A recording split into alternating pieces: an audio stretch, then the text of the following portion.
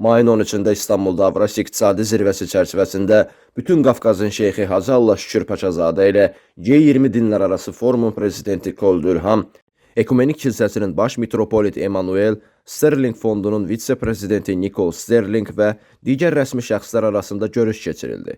G20 dinlərarası forumun nəzdində çoxdilli məşvərət şurasının təsis olunması haqqında geniş müzakirə aparıldı və üçtərəfli anlaşma memorandumu imzalandı. Memoranduma əsasən, Qafqaz Müsəlmanları İdarəsi sözügedən şurada təsisçi qurum kimi çıxış edəcək ki, bu da Azərbaycanın dinlərarası dialoqa verdiyi töhfə baxımından mühüm addım və bu prosesdə yeni mərhələ kimi qiymətləndirilir. Bütün Qafqazın şeyxi anlaşma memorandumunun imzalanmasının vacibliyini belə ifadə etdi.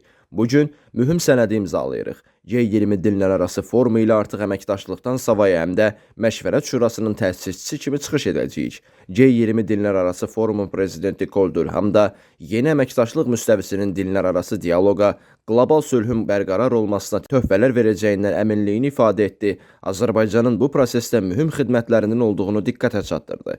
Daha sonra bu ilin oktyabr ayında Amerika Birləşmiş Ştatlarında keçiriləcək G20 dinlərarası forumuna hazırlıq, dəvət ediləcək qonaqlarla bağlı fikir mübadiləsi aparılıb. G20 forumunun qlobal əhəmiyyətindən danışan bütün Qafqazın şeyxi sözügedən tədbirə Qafqaz Müsəlmanları İdarəsinin tərəfindən dəstək göstəriləcəyini diqqətə çatdırdı. Daha sonra qarşılıqlı maraq doğuran qlobal və regional məsələlər müzakirə edildi.